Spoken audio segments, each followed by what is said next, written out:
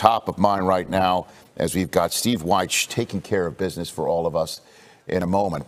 So let's move on to the Rams offense and whether they can be able to keep up against a Bucs team that, again, we pointed out in the last hour as you were weaving the tapestry about the fact that the Buccaneers have scored 30 or more points in 9 straight games, which broke the record of not one but 2 previous Tom Brady teams, including the undefeated 2007 team. What about the topic bar at the bottom of the screen here, Steve? Will the Rams offense be able to keep up with the Bucs today? That's what it says at the bottom of the screen. You know what? I don't know if I'm inferring or if I am implying, but Sean McVay is a great game planner and a great play caller. He's like the mad scientist. He's very creative, right? You're right. You're right. Okay, and when he studies the film, he's going to look and find a weakness. And he sees a weakness over there because, you know what? This team that he's playing against, the Bucs, they're 30th in pass defense. And so he looks at that Sean Murphy Bunting from Central Michigan University. He's out. JPP, he's out. And so they're vulnerable. I think that guy right there, Matthew Stafford, is going to sling it all over the place because that's their weakness, Kurt. And Sean McVay is good at designing big plays within this offense. And he's using Cooper Kupp, to me, as well as you can use a guy. And I'm going to show you what I'm talking about. He said Matthew Stafford, Cooper Kupp, I'm telling you, Kurt, 16 receptions, 200-plus yards in the first couple games. And it's because of the comfort level. But I want you to watch Cooper Kupp here out of the backfield. Comfort level with a quarterback is when a guy understands how to get open. Watch this. Running the seam, but look at that little lean to the outside. It makes that guy fall down here because of that little seam. But what does it do? It makes me as a quarterback, even in a new system, go, man, it is easy to throw to this guy. Now this is just a deep cross, but watch this little lean right here, Irv. That little lean gets the defender backed up. Now we got 5 yards of separation. This might be my favorite one right here. Just running a little shoot route. Understand the outside guy is clearing out on a post, so I got to be patient. Set him up, set him up, set him up. Oh, slip by him. Now his eyes go to the safety. Can I keep running? Do I have to slow down in this hole? Oh, he's clearing out the safety. I'm all good. I'm going to keep going down the sideline. And again, another big play. And you see this separation, Irv, by Cooper Kupp. And Coach, you mentioned it. Sean McVay's design. Put him in the backfield. Put him in different situations. But that patience by a wide receiver to be able to create separation is what makes the game so easy on a quarterback. And Matthew Stafford has found that out very, very quickly in L.A. And we were just talking about that, Kurt. I can't even try to explain to people how hard it is to be patient like that in a game. I'm telling you, I can go all week saying, be patient, be patient, be patient, and get in the game, and I'm way too early.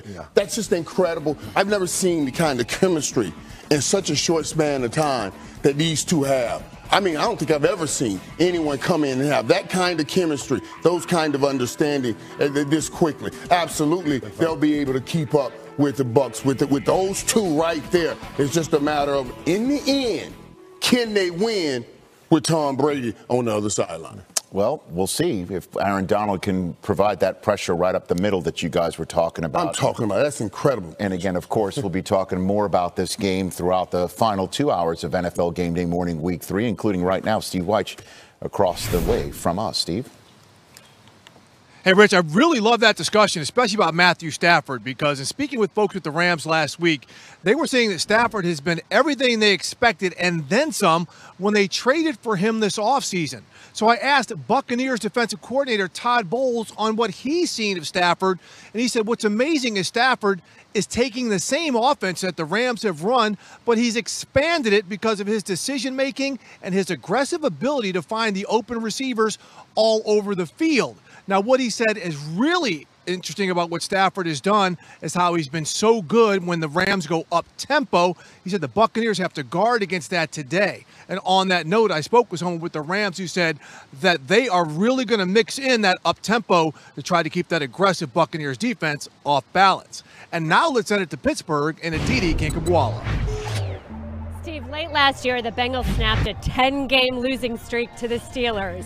Von Bell forced a fumble with Juju Smith-Schuster early, changed the momentum of the game. And when I talked to running back Joe Mixon, he said it's that physicality that the offense this year is making sure to match. Now, of course, Mixon is a huge part of this Bengals offense. He's currently the second leading rusher in the NFL. He's reunited with offensive line coach and run game coordinator Frank Pollock, under whom he led the league in rushing rushing in 2018. TJ Watt this week talked about why Mixon is so underrated. He said he doesn't understand it, that Mixon in his mind is one of the best backs in the NFL. Of course, the Steelers are without TJ Watt. They're also without outside linebacker Alex Highsmith and nose guard Tyson Alualu. But a depleted defense isn't the only thing ailing the Steelers right now.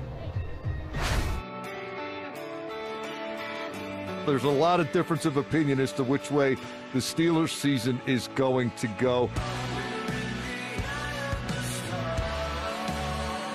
This defense is going to have to carry this team. TJ Watt knocked out of this game. Najee not been able to take advantage of his ability to get going. Today, there's disappointment in Pittsburgh.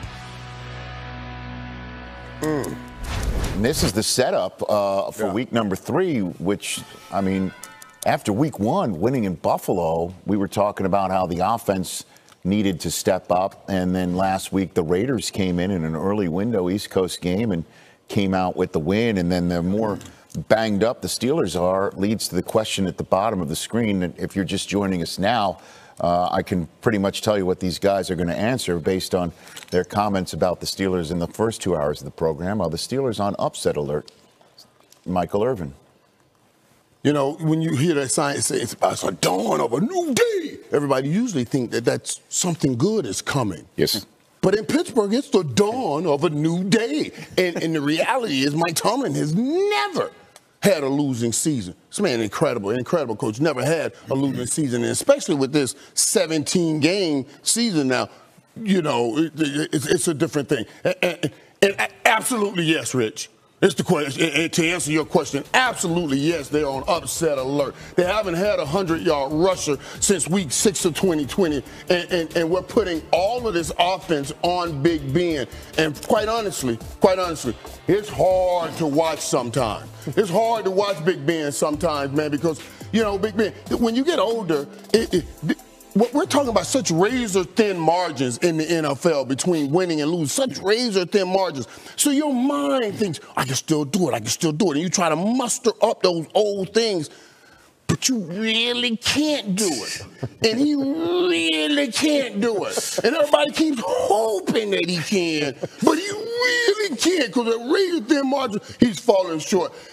Yeah, it's the dawn of a new day in Pittsburgh. Are you implying that or are you inferring that? I'm inferring. You saw what I saw. The dawn of a new day in Pittsburgh.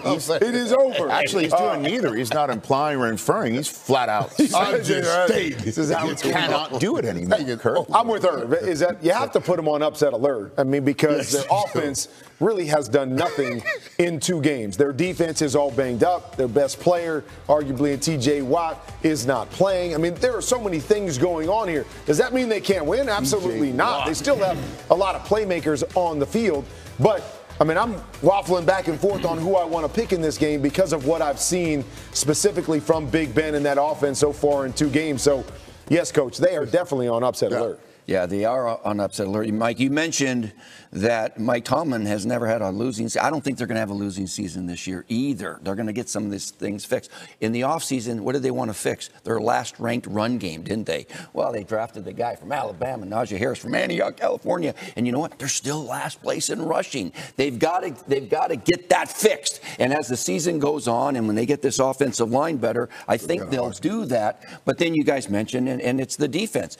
Pittsburgh is always won on defense. Let's face it, all right?